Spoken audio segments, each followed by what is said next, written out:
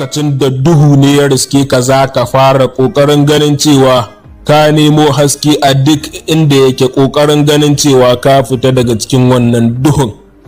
A nan abin da diziyon take zance a kai shine aiwai kadai sai idan mun fada a cikin matsala tsamo-tsamo ne kawai muke neman mafita a madadin fara neman maganin fadawa matsala tun a farko.